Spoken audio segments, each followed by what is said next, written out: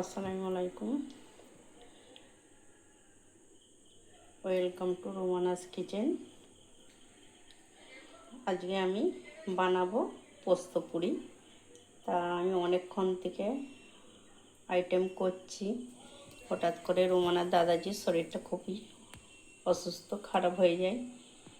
তা সেই জন্য আমি ঠিক করে ভিডিওটা বানাবো বলে খুবই আশা করেছিলাম। তা আমি তো খুবই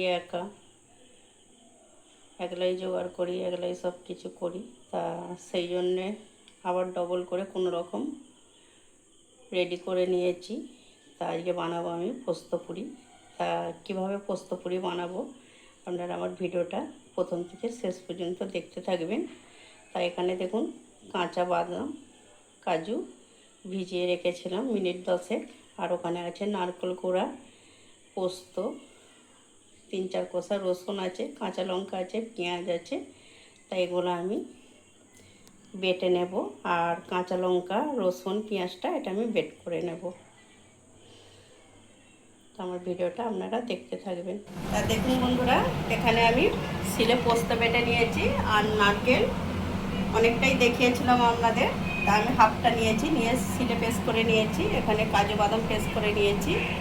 আর রসুন পেঁয়াজটা বেট করবো বলেছিলাম, তা ওটা পোড়া যাচ্ছে না, ওই জন্য আমি কুচি কুচি করে নিয়েছি। এখানে কাঁচা লঙ্কা কুচি আছে, এখানে ঘি আছে। তা প্রথমে আমি কড়াটা বসিয়ে দিয়েছি গ্যাসে, সামান্য ঘি দেব।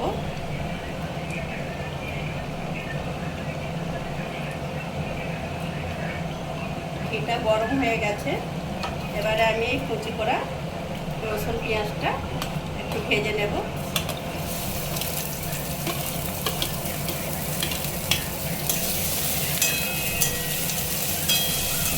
পেঁয়াজ রসুন কুচিটা এমনি হালকা ভাজা ভাজা করে নিয়েছি। তা আমি কাজু বাদামের পেস্টটা দিয়ে দেব,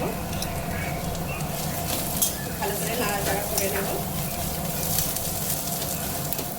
এবার এই পোস্ত বাটাটাও এর মধ্যে দিয়ে দেব। লবণ দেব, খুব বেশি দেব না, পোস্ততে অল্প করেই দেব। এবারে সামান্য করে চিনি দেব। আপনারা চিনির পাউডারও দিতে পারেন, কোনো অসুবিধা নেই, টেস্টটা আরও ভালো হবে। এবারে আমি লঙ্কা কুচিগুলো দিয়ে দেব, খুব ভালো করে পুরো করে একদম নাড়াচাড়া করে নেব। তা দেখুন বন্ধুরা, রুমানা ভীষণ দুষ্টুমি করতেছে। আজকে রুমানার দাদাজির শরীরটা খুবই খারাপ। তা আমার পোস্ত পুরিটা বানাবার জন্য পুরটা রেডি হয়ে গেছে একদম। এবার আমি একটু ঠান্ডা করতে দেবো, গ্যাসটা অফ করে দেব। বন্ধুরা, আজকে খুবই তো চিন্তার মধ্যে বানানো হচ্ছে।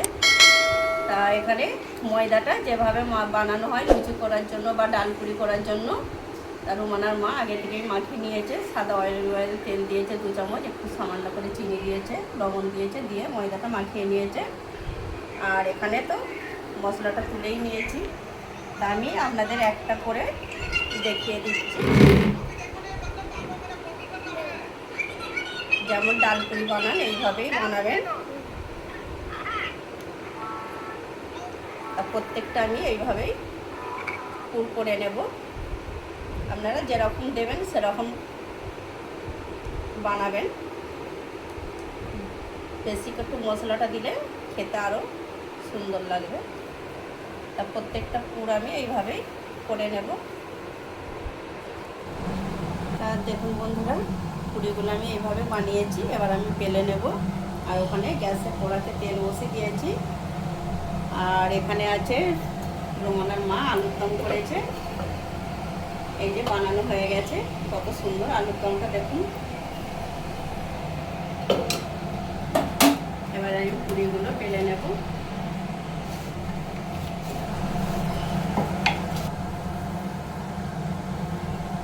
এইভাবে তেল দিয়েছে একটু, নাহলে ভালো করে বেলা যাবে না, একটু হালকা করে বেলতে হবে।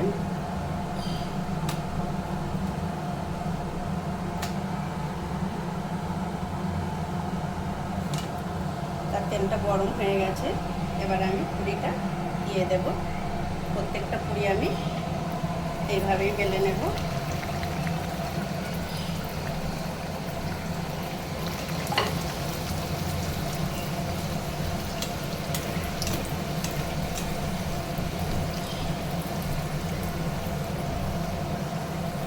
দেখুন কত সুন্দর ফুলেছে।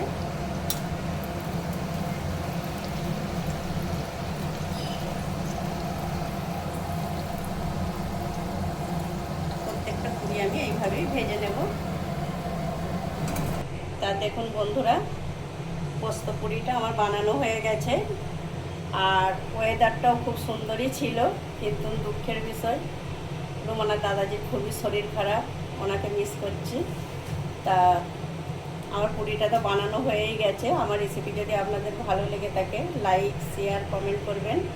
আর আমার চ্যানেলটিকে আপনারা একটু সাবস্ক্রাইব করবেন প্লিজ। আপনারা একটু ভিডিওটা আমার মন দিয়ে দেখবেন, দেখে বাড়িতে বানাবেন। তা বন্ধুরা, এই পর্যন্ত আমি ভিডিওটা শেষ করলাম। আল্লাহ হাফেজ।